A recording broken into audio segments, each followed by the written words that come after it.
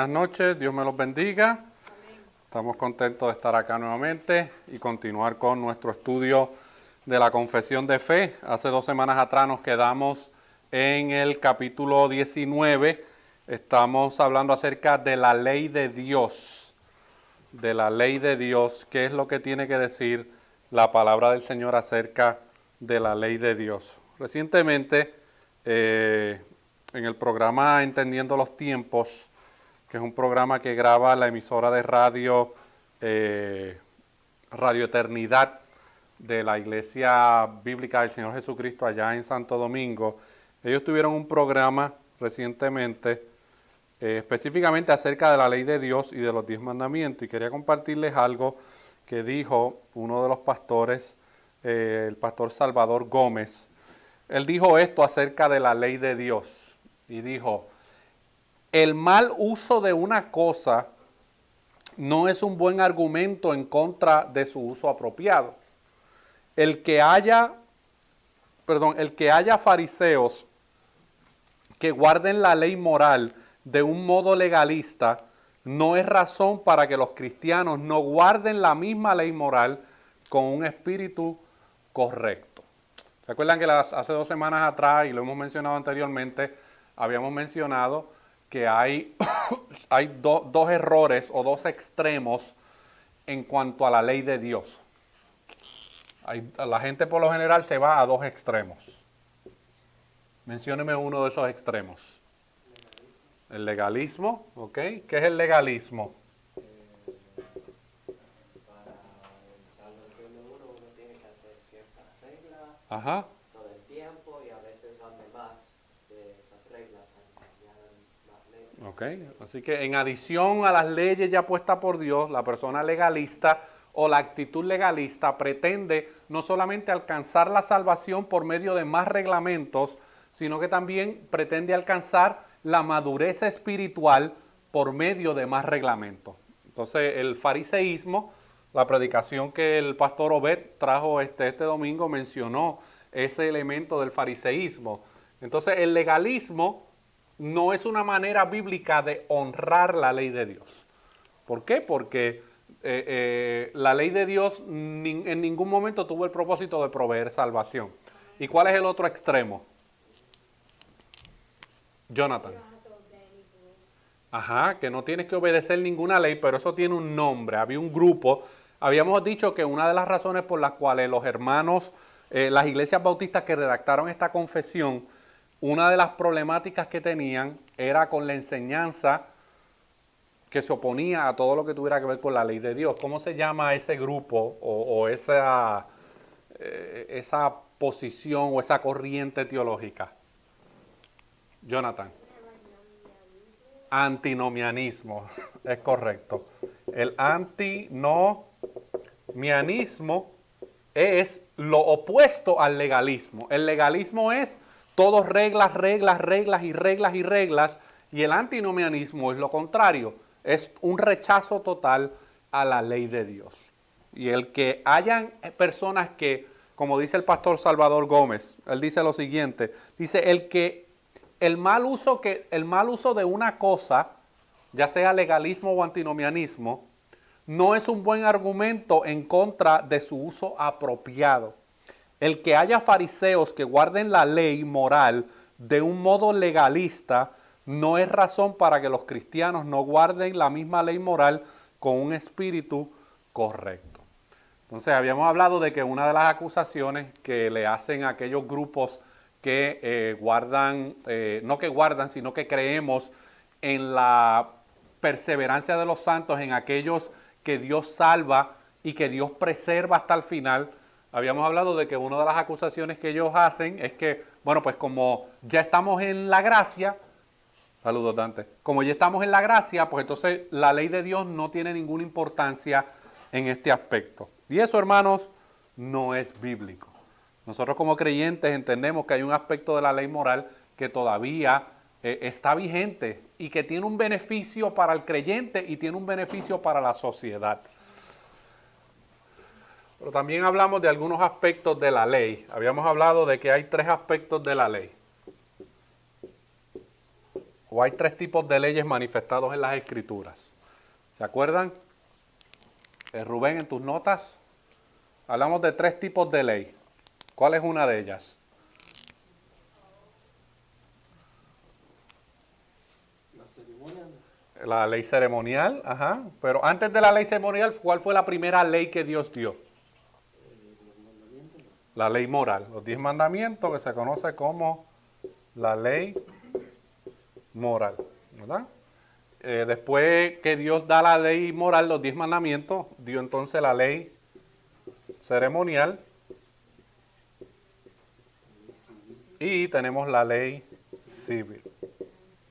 Entonces vamos a ver que de todas estas tres leyes hay dos leyes que ya perdieron su vigencia, ya no están, o sea, no son requisitos para el creyente. Puede que haya principios fundamentales que pueden ser beneficiosos. Por ejemplo, en la ley civil habla de la justicia. Por ejemplo, que no aquel que le roba a su hermano o a su prójimo, pues merece ser enjuiciado, ¿verdad? Hay ciertos elementos de la ley civil de Dios que todavía, como cristianos, debemos, ¿verdad?, seguirlos o llevarlos a cabo, porque tienen un beneficio, tienen un beneficio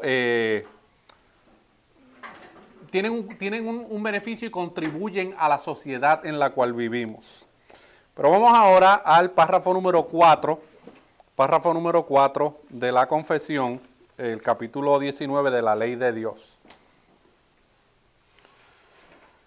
¿Tienes una copia de la confesión? Ahí tienes. Ok.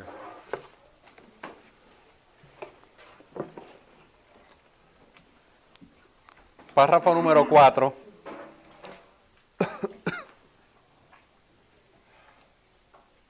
Aquí vamos a hacer un poquito de recuento histórico en este aspecto. Párrafo número 4 dice: Dios también le dio a los israelitas diversas leyes civiles que acabaron cuando acabó aquel pueblo como Estado, no siendo ahora obligatorias para nadie en virtud de aquella institución, siendo solamente sus principios de equidad utilizables en la actualidad. Vamos a tratar de dibujar esto para que lo podamos entender un poquito mejor. Okay. Vamos a ver si mis dibujitos me ayudan. Ok. Aquí tenemos, hermanos, a Egipto. Aquí tenemos la historia, ¿verdad?, de cuando el pueblo de Israel fue sacado de Egipto. Dios los saca y Dios los lleva, ¿verdad?, a lo que se conoce como la tierra prometida, Canaán. Okay.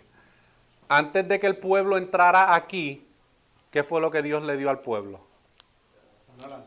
Le dio las leyes, le dio los 10 mandamientos, le dio la ley ceremonial y le dio la ley civil. Y esas tres cosas, esas tres leyes, se supone que ellos la llevarán a cabo en su tierra, ¿verdad?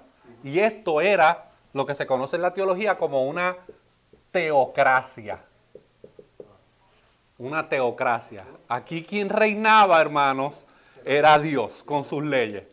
¿Qué pasa? Que el pueblo, pues sabemos la historia, no, nosotros queremos un rey como las naciones paganas, ¿me entiendes? Y formaron su berrinche y su cosita, y queremos nuestro rey, queremos nuestro rey. Ah, ¿ustedes quieren rey?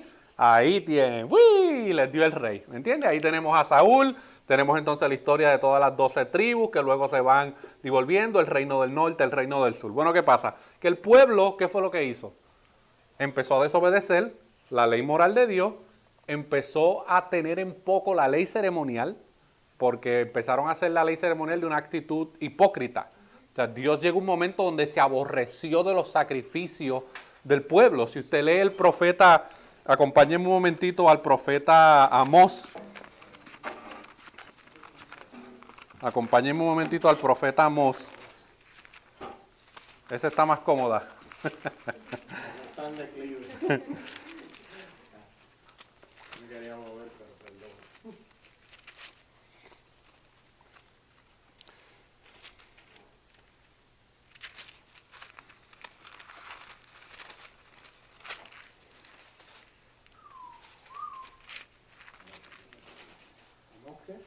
Te digo ahora. Jet, permíteme esa Biblia un momentito. Usa esta. Buenas, buenas. Usa esta, porque aquí yo tengo mis anotaciones y se me hace más fácil buscarla. Es que esta Biblia tiene conmigo como 20 y pico de años. Ok.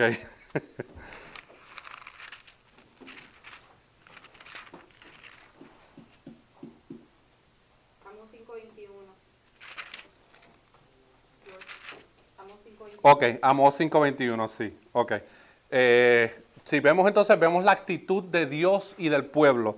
Miren lo que dice Dios a través del profeta Amós. Dice, aborrecí, abominé vuestras solemnidades y no me complaceré en vuestras asambleas. Y si me ofreciereis vuestros holocaustos y vuestras ofrendas, no los recibiré, ni miraré a las ofrendas de paz de vuestros animales engordados. Quita de mí la multitud de tus cantares, pues no escucharé la salmodia de tus instrumentos. Ellos hacían su fiesta y a Dios le apestaba la música que ellos le estaban ofreciendo a Dios. Quita de mí la multitud de tus cantares, pues no escucharé la salmodia de tus instrumentos. Pero corre el juicio como las aguas y la justicia como impetuoso arroyo, hermano. Así que Dios se cansó de la idolatría del pueblo, se cansó de la inmoralidad del pueblo, se cansó de la hipocresía religiosa y ceremonial del pueblo. Y entonces, ¿qué es lo que comienza a suceder? ¿Cuáles fueron los juicios que Dios le envió al pueblo por desobedecer su ley? Tenemos entonces lo que se conoce como el cautiverio. ¿Y qué es lo que pasó en el cautiverio? Asiria llevó el reino del norte. Tenemos varios cautiverios, hermano, que experimentó el pueblo de Israel. Para el beneficio de ustedes y para el beneficio de aquellos que van a escuchar esta clase, vamos a hablar un poco de los diferentes cautiverios, porque este párrafo número 4 que acabamos de leer tiene mucho que ver con este aspecto de la ley civil y su expiración. Si se fijan en el párrafo número 4, dice, Dios también le dio a los israelitas diversas leyes civiles que acabaron cuando acabó aquel pueblo como Estado. ¿Cuándo fue que acabó el pueblo como Estado? Empezó desde Babilonia.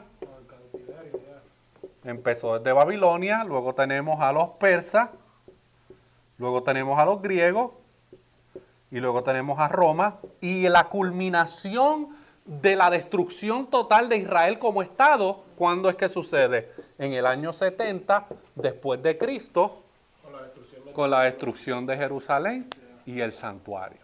En esos momentos, hermanos, Israel dejó de existir como Estado, hasta el 1948, donde, bueno, espérate, corrijo.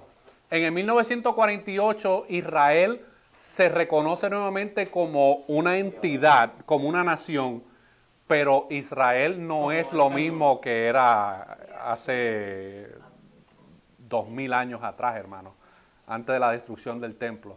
Israel ahora mismo tiene leyes civiles como Estado, pero esas leyes civiles no son en su mayoría las leyes civiles que Dios le dio en el libro de Éxodo, en el libro de Levítico, en el libro de Deuteronomio. Son leyes, muchas de ellas establecidas por ¿verdad? El gobierno que tienen actualmente. Pero las leyes civiles que Dios le dio al pueblo de Israel, que encontramos en las Escrituras, todo ese proceso de ley civil, hermano, dejó de existir una vez el templo es completamente destruido, y las leyes ceremoniales también dejaron de existir en esos momentos, hermano. Georgie. Entonces ahí en Israel todavía no hacen su ceremonia, pero sí todavía son bien estrictos con la ley moral. La ley moral, sí, hace mucho énfasis en la ley moral y guardan ciertos aspectos de la ley ceremonial. Lo que ellos no han podido hacer es hacer los sacrificios en el templo. ¿Por qué? Porque en estos momentos los musulmanes tienen el control de donde se encuentra o donde se encontraba, ¿verdad?, el templo.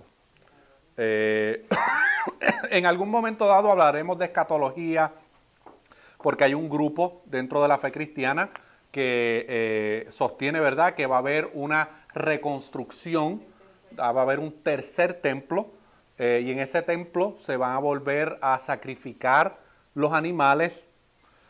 Yo no quiero poner en duda si eso va o no va a pasar, puede que pase, sin entrar en muchos detalles, lo que sí tengo problemas es en el aspecto teológico.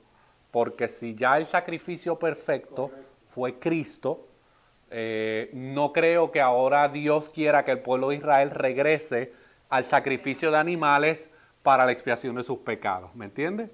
Por eso, hermanos, es que en Mateo, esto es una breve introducción, hermano, no es parte de la confesión, pero es un poco de contexto histórico y para entender algunas cositas. Usted me acompaña a Mateo 24.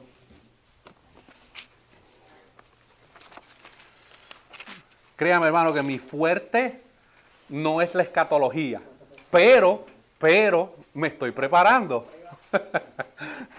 Me estoy preparando, pero no es mi fuerte. Pero lo poquito que sí domino, si vamos a Mateo 24,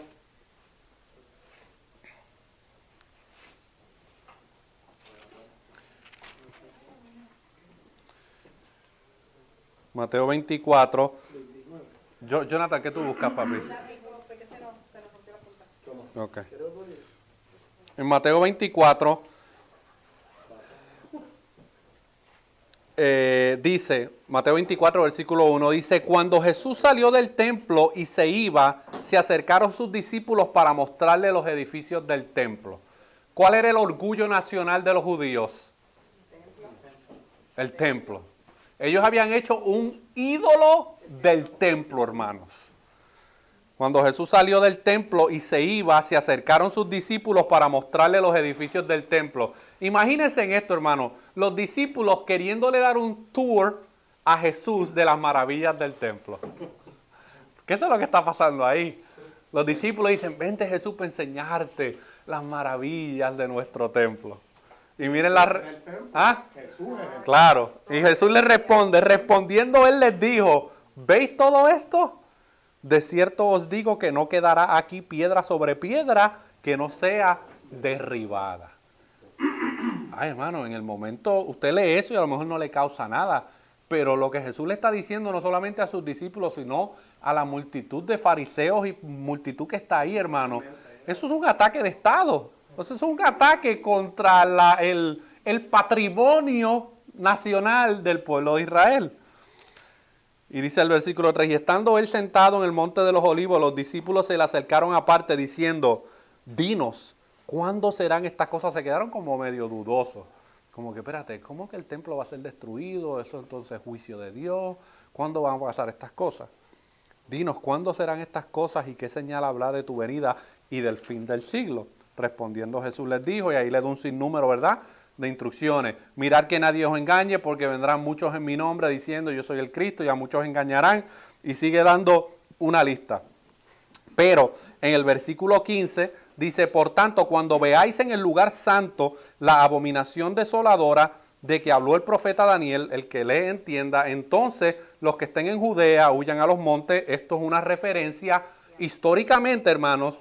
Yo sé que hay un campo en la escatología que le atribuye un doble cumplimiento a este pasaje. No voy a entrar en eso en estos momentos, pero históricamente hubo una abominación desoladora en el año 70 cuando Tito invadió el templo y logró entrar hasta el lugar santo y lugar santísimo, y ahí hubo un derramamiento de sangre horrible, hermanos. ¿Okay? Ahí se derramó sangre tanto de judíos como de soldados romanos. Pero hay un pasaje donde Cristo le dice a la multitud, de cierto os digo que no pasará esta generación hasta que esto acontezca. Mire a ver si me ayudan a encontrarlo. Déjeme ver si yo lo encuentro primero. Porque eso es bien importante en el aspecto de escatología. Les voy a decir por qué. Saludos a la familia Murillo.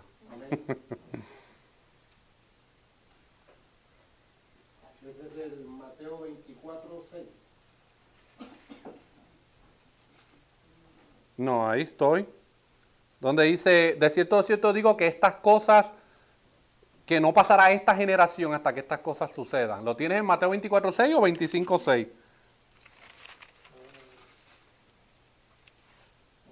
¿Dónde lo tienes, Jimmy? Porque no es 24:6. No, 25:6 no es. No, ni 24:6. Espérate. Estas cosas. El 24:6, y oiréis. No, pero ese no es. Tierra, mirad cómo se vuelve necesario que todo esto acontezca, pero aún no es el fin. No, ese no es. Se los doy ahora. Ok, ya lo tengo aquí. ¿Dónde? Vamos a Mateo 24:34. Jesús está en todo Mateo 24 hablando de ciertas señales del fin. Recuérdese que Cristo le está hablando a una audiencia judía en estos momentos. Aquí no nos podemos meter nosotros los gentiles todavía porque no está hablando de los gentiles en todo lo que le está diciendo aquí. Dice el versículo 34 del capítulo 24, de cierto os digo que no pasará esta generación hasta que todo esto acontezca. Okay. En la numerología judía, una generación constaba de 40 años. ¿Okay? Y Cristo murió cuando tenía ¿qué edad?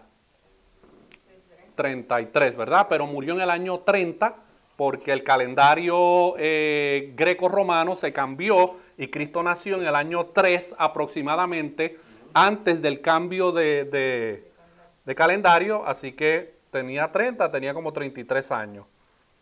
Bueno, no, tenía 33, pero era en el año 30 después de Cristo, en el año 30 después de Cristo. Bueno, cuando Cristo dijo en estas palabras, de cierto os digo, que no pasará esta generación, está hablando de un periodo de 40 años, hermano. ¿Y cuánto es 30 más 40? 70. En el año 70 fue que ocurrió la destrucción del templo de Jerusalén. ¿Ok? Eso es un dato histórico, hermanos. ¿Ok? No voy a entrar en el aspecto de escatología, hermano, porque eso es otra clase, ¿verdad? No quiero que empiecen a darle la cabeza y ¿qué creerá el hermano Jorge en esto? Yo creo lo que la Biblia enseña, hermano, pero estoy dando un recuento histórico de lo que Cristo dijo y de lo que pasó y de cuándo fue que se acabó el aspecto de la ley civil y de la ley ceremonial. Porque eso es lo que dice el párrafo. Dante. Una pregunta. La abominación desoladora de la que habla no es cuando en lugar de Tito fue Antíoco Epífanes que sacrificó un cerdo.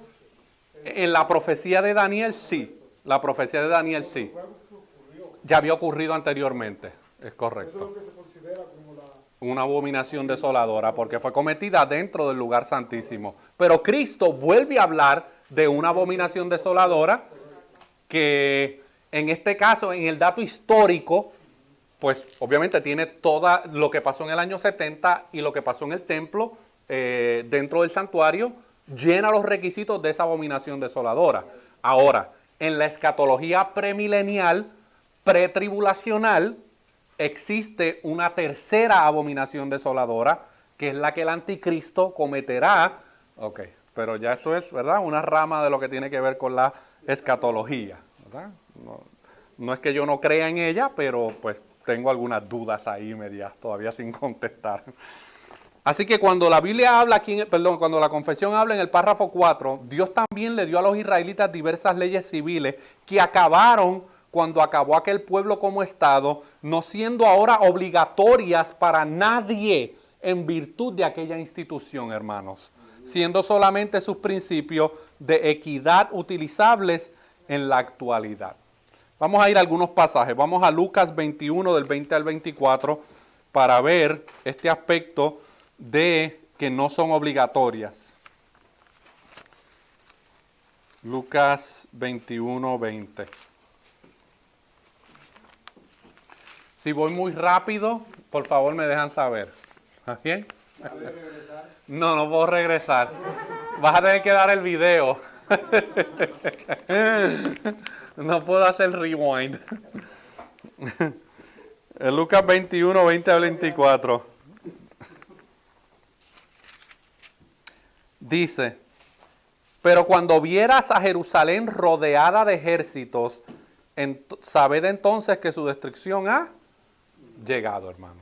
¿Quién está hablando aquí? Este es el mismo pasaje de Mateo 24, hermano. Esto es lo que se conoce como un pasaje paralelo. Pasajes paralelos son cosas que usted va a encontrar tanto en el Evangelio de Mateo, el Evangelio de Marcos o el Evangelio de Lucas o a veces No, en el Evangelio de Juan no. Pero en el Evangelio de Mateo, Marcos y Lucas. Es un pasaje paralelo. ¿Dónde me quedé? Oh, pero cuando vieres a Jerusalén rodeada de ejércitos, ¿cuándo sucedió esto? Correcto. Y hay un dato más curioso todavía, hermano. ¿Usted sabe cuánto duró la guerra entre Roma y Jerusalén y Israel para poder llegar a conquistarla?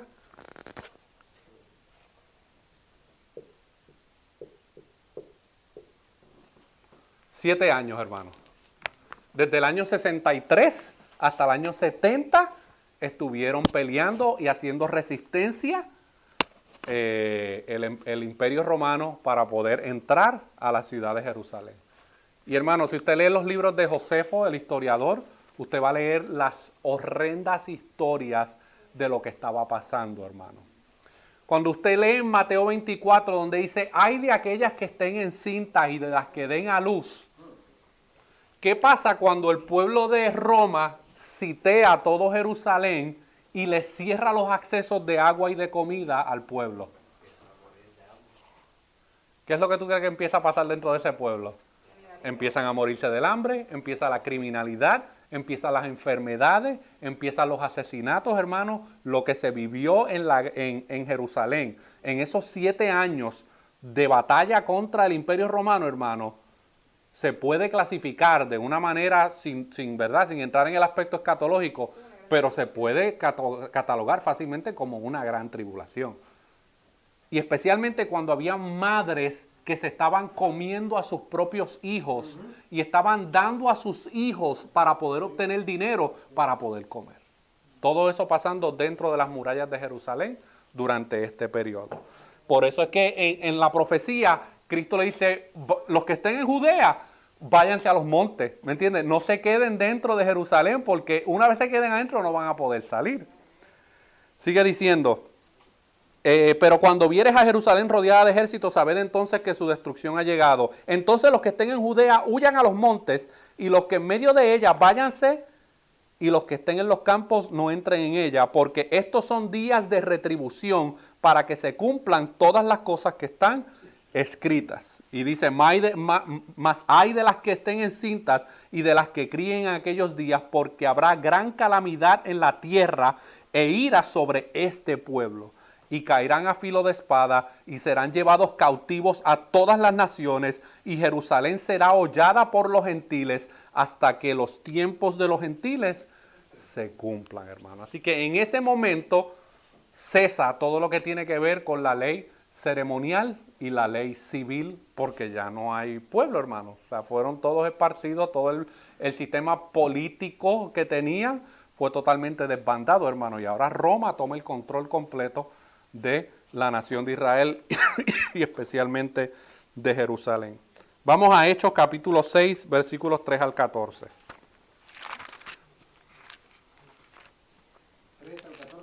13 al 14, Hechos capítulo 6.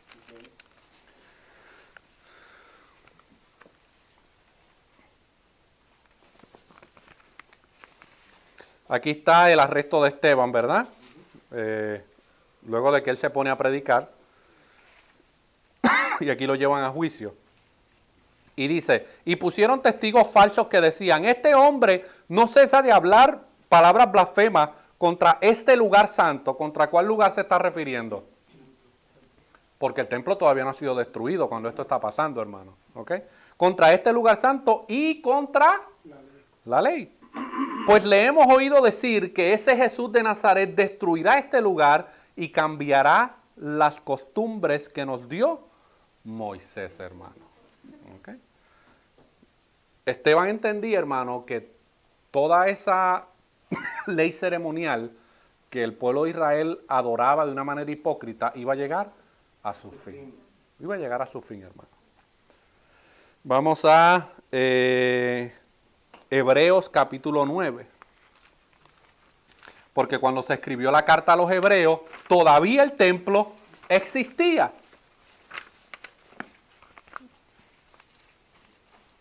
Hebreos capítulo 9.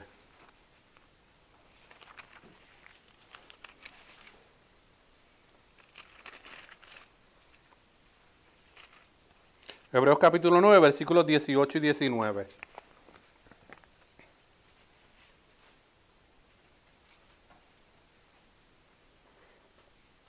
¿Lo tenemos? ¿Lo tenemos?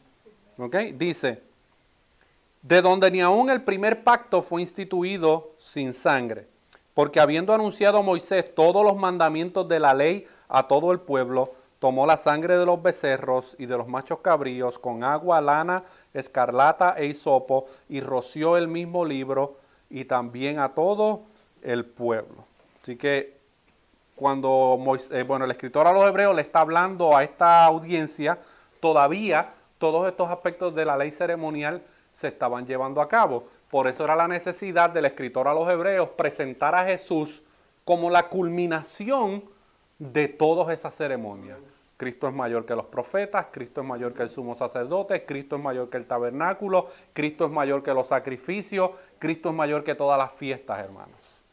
Pero el pueblo quería todavía, ¿verdad? Porque todavía no se lo habían destruido, pues ellos seguían llevando a cabo su ceremonia y su ley ceremonial. Vamos a, y al final de la confesión, en el párrafo 4, dice, siendo solamente sus principios de equidad utilizables en la actualidad. Y ahí nos da dos pasajes. Primera de Corintios 5.1. Primera de Corintios 5.1.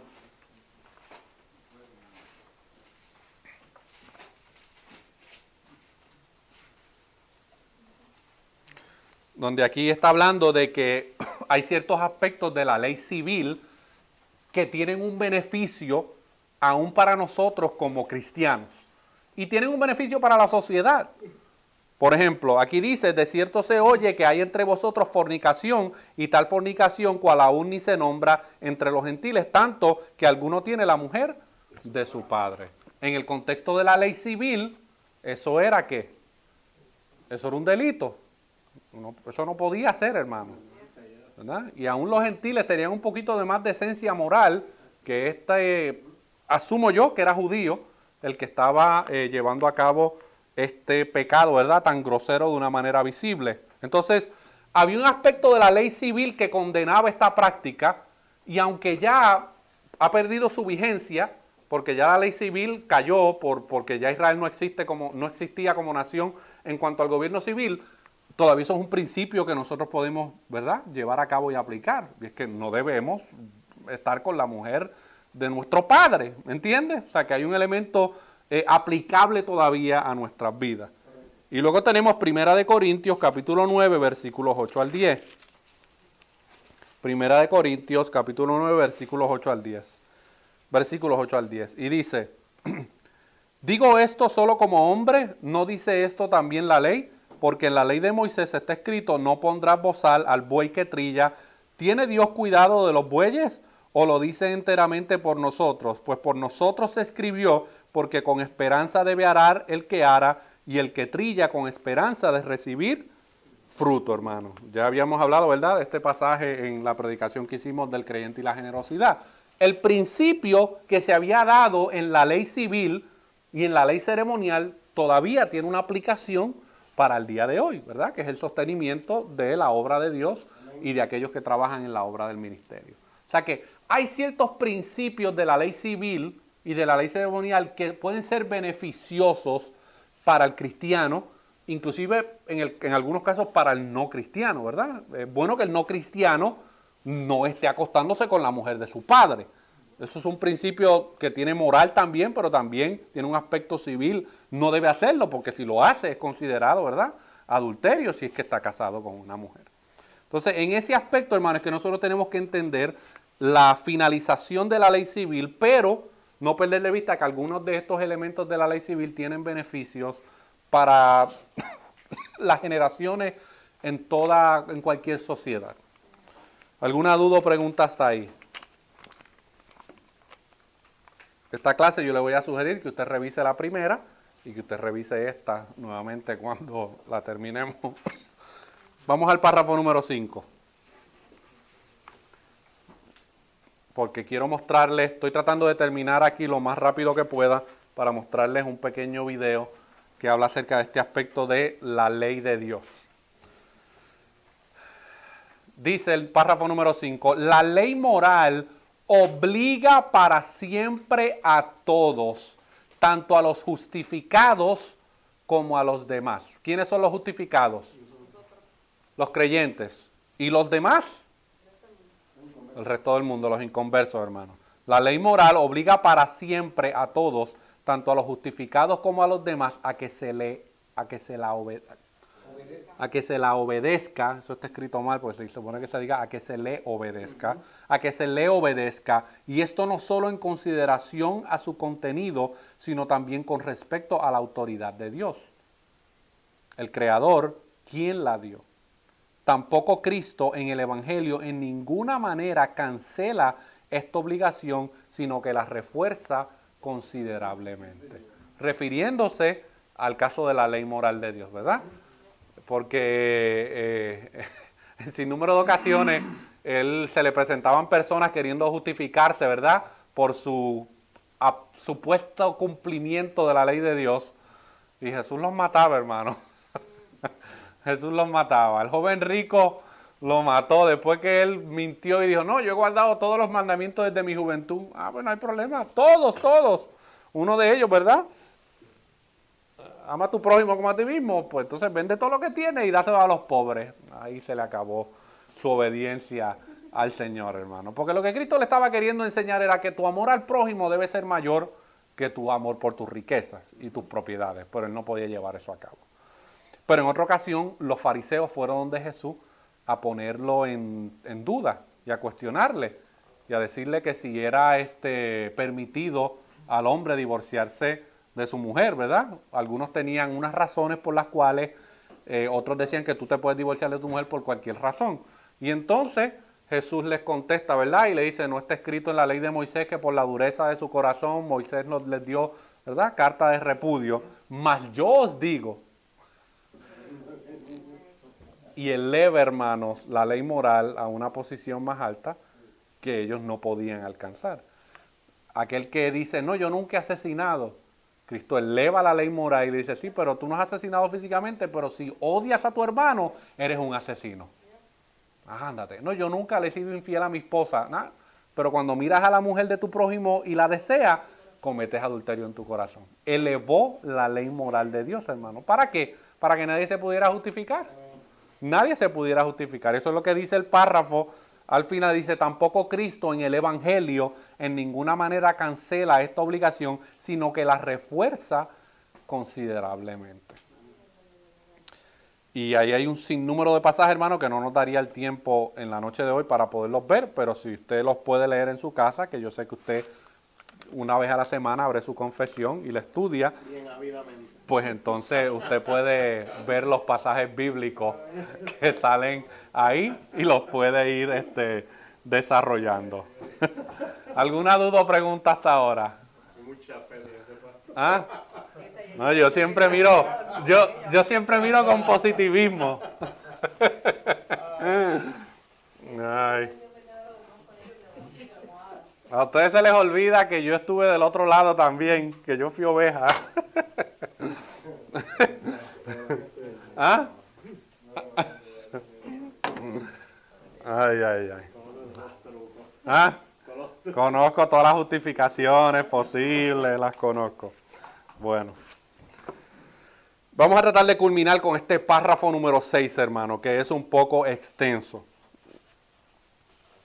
Dice, aunque los verdaderos creyentes no están bajo la ley como pacto de obras para ser por ella justificados o condenados, sin embargo, esta es de gran utilidad tanto para ellos como para otros, en que como regla de vida les informa de la voluntad de Dios y de sus deberes, les dirige y obliga a andar en conformidad con ella, hermanos. Entonces, es verdad que yo no soy salvo por mi obediencia a los 10 mandamientos, porque si eso fuera así, nadie sería salvo, ¿verdad? Ese es el propósito del Evangelio y de la gracia en Cristo. Pero el yo hacer todo lo posible por obedecerlos me va a beneficiar a mí y beneficia al prójimo. Beneficia a la sociedad, beneficia a la familia. el que yo no robe, el que yo no mienta, el que yo no haga falso testimonio, el que yo no adultere, el que yo no cometa idolatría, el que yo guarde el día de reposo, eso tiene un beneficio para mí como creyente, pero también tiene un beneficio para la sociedad en la cual vivimos. A eso es lo que se refiere, que aunque no estamos bajo la ley del pacto, sin embargo, esta ley dada por Dios tiene una utilidad tanto para nosotros como para otros y nos sirve como una regla de vida que nos informa dos cosas. Nos informa, hermanos, el carácter de Dios. Nos informa el carácter de Dios. Porque eso es lo que es la ley moral. La ley moral es un reflejo escrito, visible para nosotros de quién Dios es. Y la ley moral también nos comunica la voluntad de Dios. Ya nosotros no tenemos que andar por la vida preguntándonos, bueno, ¿y cuál será la voluntad de Dios? ¿Y qué será lo que Él quiere para mi vida? No, ya te lo reveló en su palabra, ¿me entiendes? Te lo reveló de una manera escrita para que tuvieras esa como un espejo en el cual tú puedas ver el carácter de Dios, su santidad, su justicia, su pureza, pero también puedas ver la voluntad de Dios manifestada en esa ley de Dios. ¿Alguna duda hasta ahí? Vamos a ver, esto ya lo habíamos hablado anteriormente, cuál es uno de los propósitos de la ley de Dios. Continúa diciendo que esta ley les revela también la pecaminosa contaminación de sus naturalezas, corazones y vidas, de manera que al examinarse a la luz de ella puedan llegar a una convicción más profunda de su pecado, a sentir humillación por él y odio contra él, junto con una visión más clara de la necesidad que tienen de Cristo y de la perfección de su obediencia, hermano. Por eso es que todos estos predicadorcitos de cartón que no se atreven a predicar la ley de Dios porque tienen miedo a que tanto los creyentes carnales en la iglesia como los inconversos que están en la iglesia se sientan ofendidos, están trabajando en contra de Dios. Porque Dios siempre ha utilizado su ley para revelar el pecado del hombre, hermano. Siempre. Y es que de la única manera en que un pecador puede ser salvo es cuando la ley de Dios lo expone a su verdadera condición. No hay de otra manera, hermano. Por eso es que esos predicadores que hacen todo lo posible por no herir la sensibilidad de las personas, están cometiendo el trabajo del diablo en el púlpito. Porque solamente la ley de Dios, hermano, puede revelarle al hombre su pecado. Y la ley de Dios mortifica al pecador. Y mortifica también a nosotros como creyentes porque nos refleja nuestra pecaminosidad. ¿Cuántos estábamos tragando hondo el domingo? ¿Entiendes? Porque la palabra de Dios nos confronta, hermanos. Nos confronta. Pues la ley de Dios tiene una función. La ley de Dios tiene un propósito. Y es que nos beneficia a nosotros como creyentes porque mientras más somos expuestos a la palabra de Dios, más la palabra de Dios nos revela nuestra naturaleza caída, nuestras malas intenciones, nuestros prejuicios, nuestros malos pensamientos, hermanos. Así que la ley de Dios tiene un propósito todavía para nosotros como creyentes. Por eso es que Cristo dijo, Padre, santifícalos en tu verdad, tu palabra es la verdad. ¿Qué es lo que hace la palabra? ¿Cómo nos santifica? Pues revelándonos primero nuestra condición, aquellas áreas donde necesitamos ser transformados y aquellos pecados en los cuales necesitamos arrepentirnos. ¿Sabe qué iba a comentar eso? Que la palabra nos va enseñando el proceso de santificación donde estamos. Correcto. Porque a medida que el creyente va caminando, se da ese proceso de santificación. Se da, en un verdadero creyente se da. Y uno se da cuenta a través de los años que es la palabra de Dios la que nos va limpiando y nos va madurando para obedecerle en áreas que antes uno no podía obedecer. Eso se da. Correcto. Y cada creyente, el día que muere, ha llegado a un estado de santificación ante el Señor. El Señor lo ha ido perfeccionando.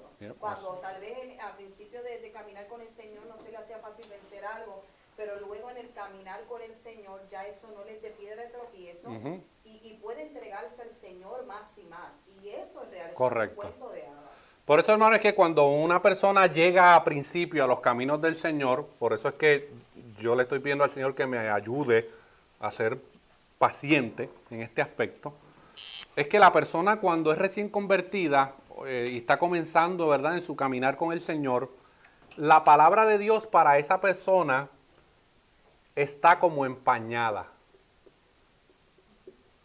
No es porque la palabra de Dios esté empañada, sino que la manera en que la persona lo ve está empañada. ¿Usted alguna vez se ha tratado de mirar en un espejo que esté empañado?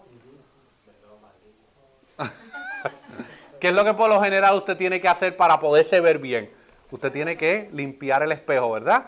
Y mientras más usted la limpiando, pues usted se puede ir viendo mejor. Lo mismo sucede, hermano, en la vida de nosotros como creyentes. Mientras más yo soy expuesto a la palabra, hermanos, más claramente la palabra va revelando cómo yo realmente me veo ante su palabra. Por eso es que el recién convertido, la palabra de Dios es como que todavía o sea, hay un proceso de limpieza en su mente, en sus intenciones, en su naturaleza que tiene que pasar, y poco a poco, lo que antes no entendía y lo leía y no lo entendía, poco a poco eso se va haciendo más claro y más claro y más claro, hasta que la persona realmente puede ver su condición, ¿verdad? Estos son mis famosos dibujos animados. Seguimos leyendo. Dice, les revela también la pecaminosidad, contaminación de sus naturalezas, corazones y vidas, de manera que al examinarse a la luz de ella pueden llegar a una convicción más profunda de su pecado, a sentir humillación por él y odio contra él, junto con una visión más clara de la necesidad que tienen de Cristo y de la perfección de su obediencia. Se supone que el proceso normal de un creyente es que mientras más va caminando y aprendiendo en el Señor, más va reconociendo la necesidad que tiene de Cristo en su vida y de la necesidad de obediencia para seguir alcanzando esa perfección. Continúa diciendo, también la ley moral es útil para los regenerados. ¿Quiénes son los regenerados? Los creyentes. También la ley moral es útil para los regenerados a fin de restringir su corrupción. En el sentido de que como la ley moral todavía está vigente, hermanos, la ley moral nos restringe como creyentes. Tenemos esa ley moral escrita en nuestros corazones, hermanos, y esa ley moral nos restringe cuando vamos a pecar. Nos deja saber, cuidado, mira, no, nos restringe, hermano. Es útil para los regenerados a fin de restringir su corrupción en cuanto que prohíbe el pecado y sus amenazas sirven para mostrar lo que sus pecados todavía merecen. ¿Y qué aflicciones pueden esperar por ellos en esta vida, aun cuando estén libres de la maldición y el puro rigor de la ley? Eso se explica bastante sencillo, pero vamos a explicarlo un poco más claro. El creyente que viola la ley moral de Dios va a sufrir las consecuencias de esa ley aquí en la tierra, hermano. Es así de sencillo. Las va a pagar de una manera u otra, hermano. Va a recibir ya sea disciplina o castigo o simplemente la consecuencia natural de sus acciones, las va a sufrir aquí en la tierra. Por eso es que la ley moral todavía tiene un beneficio para nosotros como creyentes, porque no es como lo que le ponen a los caballos, un bozal o los frenos esos que le ponen para controlarlo. La ley moral nos limita, hermano, nos restringe, porque si no, ¿qué hacemos? Nos desbocamos, hermano, en el pecado, porque nuestra inclinación de nuestra naturaleza es siempre hacia el pecado. ¿Una pregunta? You had a question? No? Okay. Okay. If you have, feel free. If I'm going too quick, let me know. Y culmina, dice, asimismo sus promesas manifiestan a los regenerados que Dios aprueba la obediencia y cuáles son las bendiciones que pueden esperar por el cumplimiento de la misma. Hay bendición, hermano, por obedecer a Dios. Si usted lee en el último capítulo de Deuteronomio, habían unas bendiciones para el pueblo de Dios por obedecer y habían unas consecuencias por desobedecer. Lo mismo sucede con la vida del cristiano, hermano. Obedecer la ley de Dios y obedecer a Dios tiene bendición de parte de Dios.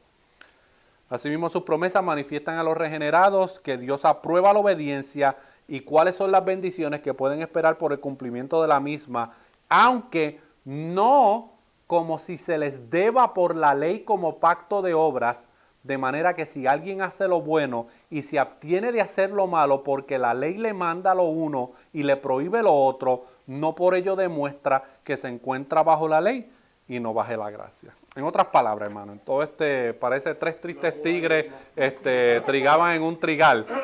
Toda trabalengua, hermano. Lo que quiere decir es lo siguiente: el mero hecho de que no estamos bajo la ley no significa que porque ahora estamos bajo la gracia vamos a vivir vidas en violación a las cosas que Dios prohíbe. ¿Me estoy dando a entender? Esas prohibiciones todavía existen, todavía están vigentes, hermanos. ¿Alguna duda hasta ahí? Yo tengo un comentario. Sí. Yo no sé si a los hermanos y a las hermanas les ha pasado, pero es bien natural, lamentablemente, dentro del mundo cristiano, que se hace por ignorancia, si la persona pues es creyente, o porque está en los dogmas, porque le han enseñado que tienen dos tipos diferentes de dioses. Tienen el Dios del Antiguo Testamento y el Dios del Nuevo. Correcto. Y se creen que el Dios que dio el Antiguo Testamento ya deja de existir. Exacto. Y es como si hubiese una mutación. Era bipolar. Una nueva. Ajá.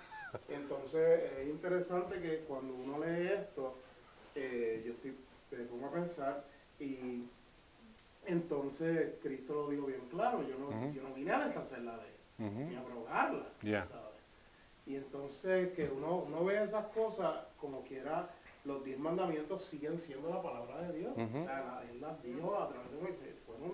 Es la misma autoridad que tienen los 10 mandamientos, el mismo Dios, y lo mismo que nos dio el Nuevo y después de los profetas, y que nos dio el Evangelio, tú sabes, de Cristo. Es el mismo Dios.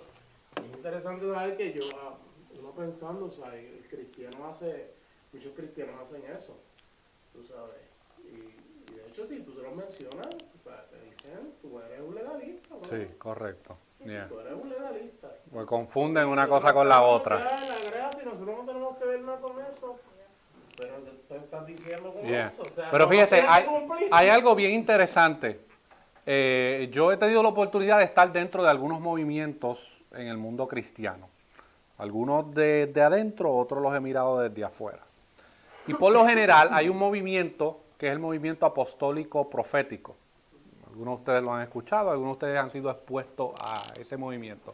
Ese movimiento hace mucho énfasis en ciertas ceremonias y en ciertas fiestas de la ley ceremonial, ¿verdad? Fiesta de las primicias, fiesta de los tabernáculos, fiesta de las trompetas. Ese mismo grupo es el que te dice a ti que si tú hablas de obediencia, que si tú hablas de santidad, que si tú hablas de pureza, que si tú hablas de todas estas otras cosas que la Biblia revela, ellos te llaman a ti legalista. Pero a la hora de la verdad, hermano, ¿quién realmente son los legalistas? Son ellos. Porque ellos todavía quieren seguir guardando una serie de cosas, hermano, que en Cristo tienen su cumplimiento. Cuando Cristo dijo, hermanos, yo no he venido a abrogar la ley sino a cumplirla, esa parte es bien importante, porque la ley ceremonial,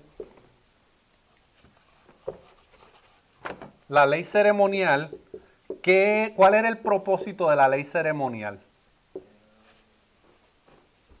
¿Cuál era el propósito? No, bueno, sí, eso era uno de los beneficios. Pero el propósito de la ley ceremonial era apuntar a Cristo. Todo lo que se hacía en la ley ceremonial era apuntar a Cristo. Apuntar a Cristo, los sacrificios, las fiestas, todo era apuntar a Cristo. Bueno, Cristo dijo, yo no he venido a abrogar la ley, yo he venido a cumplirla. Porque Él es el cumplimiento de todas estas leyes ceremoniales, hermanos. ¿Ok? Él es el cumplimiento, por eso es que Él podía decir, yo no he venido a abrogarla, porque es que yo soy, todas estas leyes soy yo. ¿Estamos claros hasta ahí? Ese versículo lo usan mal usado los que guardan el sábado. Cuando viene a contender contigo, dicen, no, mira, que dice Cristo ahí. Es correcto. No, es que Él no vino a abrogar la ley. Los adventistas. Los adventistas. Sin embargo, nosotros encontramos en el libro de Hebreos, hermano, que Cristo es nuestro reposo. Amén.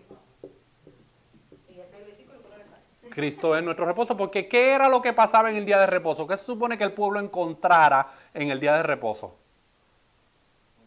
Descanso. Descanso, sí. Dios creó al mundo en 6 días y el séptimo día descansó. El propósito del día de reposo era darle descanso al pueblo, hermanos. Bueno, ese día de descanso era tipo del descanso que Cristo iba a proveerle a su pueblo. Amelia o Isaac, ¿tenían algún comentario, alguna pregunta? ¿No? Ok. Sí. En el Antiguo Testamento había la ley de Dios que era para instruirles en qué tenían que hacer. Ujú. Y las ceremonias y estas prácticas eran para recordarles y apuntarles hacia Cristo. Correcto. Serían los dos. Cada una de ellas. Y en el Nuevo Testamento Cristo cumplió, fue cumplimiento de esta ceremonia. De cada una de La ellas. ley, De la ley ceremonial. de la ley ceremonial. Porque- La ley civil, Las leyes civiles tuvieron su tiempo porque cuando Israel dejó de existir como nación, las leyes civiles ya no, ellos no podían cumplirlas porque es que ya no eran una nación, ya ellos no tenían su propio gobierno. Y eso empezó a suceder, ya lo habíamos visto anteriormente, pero desde Babilonia, los persas, los griegos y los romanos, ya desde ese entonces ellos empezaron a perder su influencia en la ley civil. O sea que la ley civil nunca tuvo el propósito de ser una ley vigente en todo tiempo. Sí, porque tal vez se parece un poquito la ley civil con la ley moral. La ley civil decía, por ejemplo, que si yo te prestaba a ti mi burro, Ajá. una bestia de campo, y la bestia de campo a ti se me enfermaba y moría, tú me tenías que dar, entonces, me tenías que retribuir un burro. Reemplazar. Exacto, entonces parece la ley moral, pero es diferente. Yeah. O diente por ojo y diente por diente. O sea, si tú en una pelea te cedías y me rompías un diente, la ley civil decía, yo te podía romper un diente. Ajá. Entonces, por eso siempre decía, Correcto. pero por eso parece que entonces, ¿por qué la ley civil si es la moral? No, la moral es una cosa y la civil es otra. Había mucho dientú, hermano, en el pueblo de Israel. Había mucha gente sin dientes. Era una ley muy justa, quiero que sepa. Correcta, sí. Era una ley muy justa, hermano. Pero, Ajá. ¿Qué ibas a decir, Isaac? eso estaba confundido de si la ley moral y la civil estaba categorizada en una sola parte. No, son 3 cosas. Ley moral, ley ceremonial, ley civil. Y todas estas 3 leyes Dios se las dio al pueblo antes de que ellos entraran a la tierra de Israel.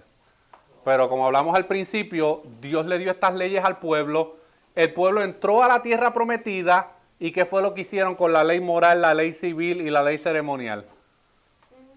La ley ceremonial lo hacían con una actitud hipócrita. La ley civil la usaban cuando le convenía o cuando no.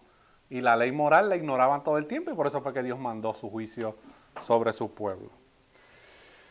Vamos a culminar con el párrafo número 7 y dice, los usos de la ley ya mencionados tampoco son contrarios a la gracia del Evangelio, sino que concuerdan armoniosamente con él, pues el Espíritu de Cristo subyuga y capacita la voluntad del hombre para que haga libre y alegremente lo que requiere la voluntad de Dios revelada en la ley, hermano. O sea que no hay una desconexión entre el Evangelio y la ley de Dios. Porque es que el Evangelio es lo que capacita al creyente para poder cumplir la ley de Dios con una actitud de sumisión. El legalismo se somete a la ley de Dios, pero se somete a la ley de Dios con la muela de atrás.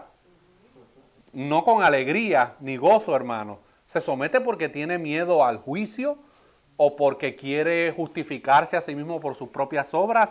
Pero el Evangelio es lo único que capacita al hombre para que ahora el hombre quiera hacer la voluntad de Dios.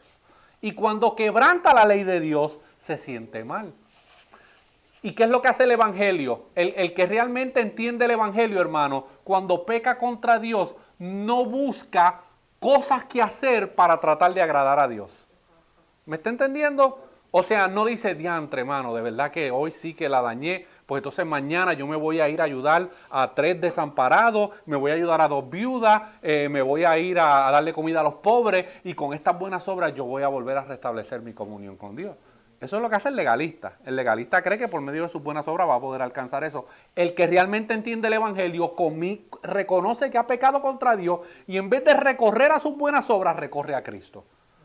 Dios o sea, no hay nada que yo pueda hacer que pueda arreglar esta situación, solamente necesito de tu gracia sobre mi vida. ¿Estamos claros hasta ahí?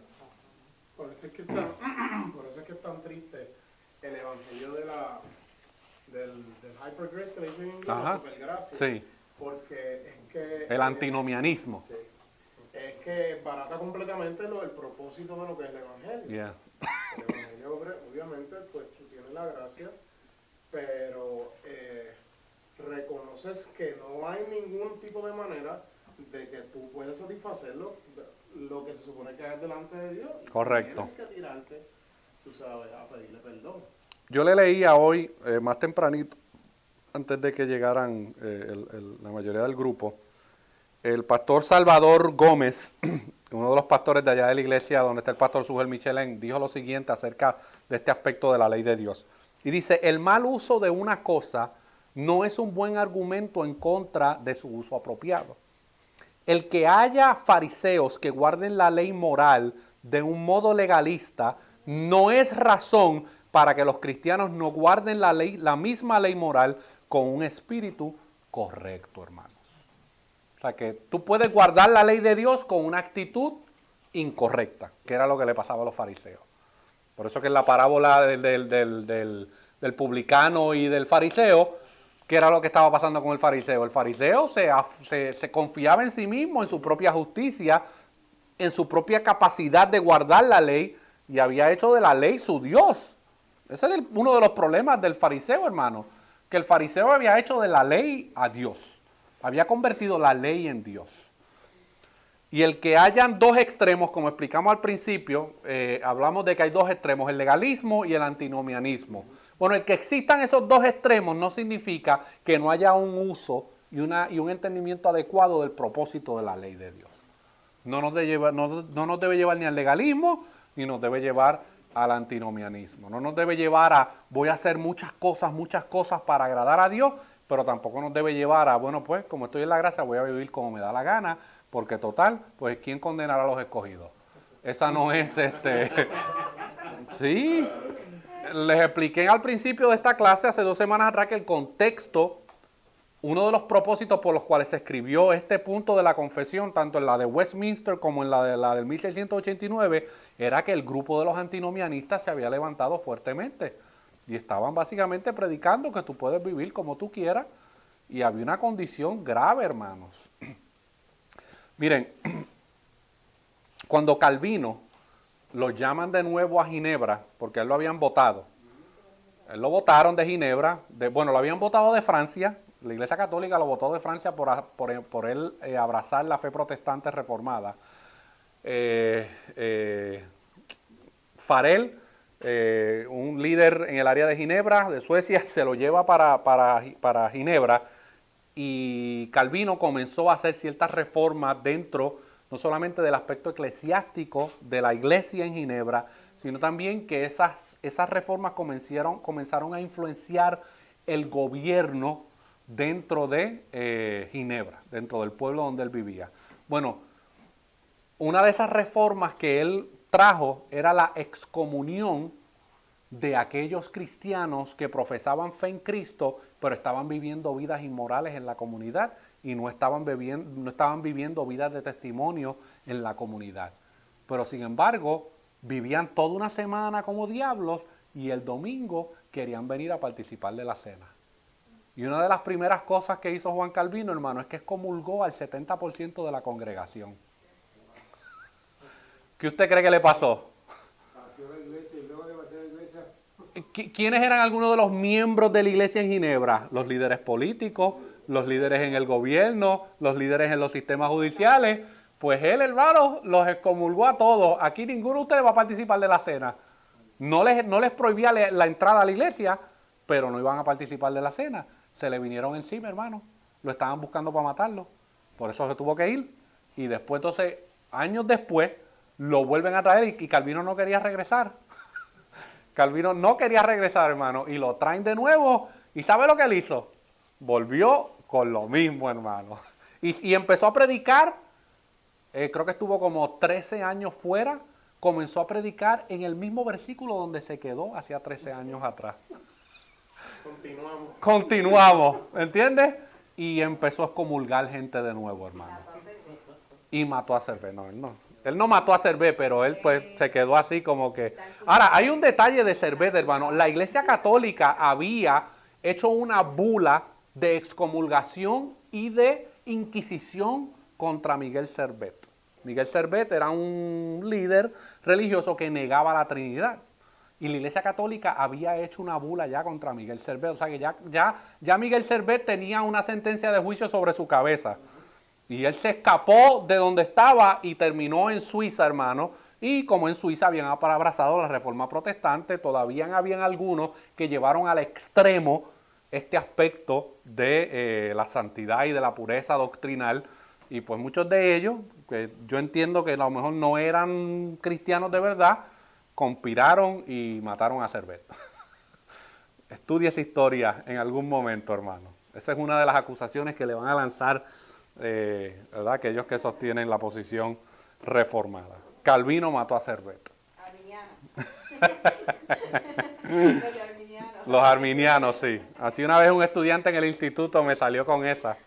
Me dice, eso ustedes mataron a Servet. Yo no maté a Servet.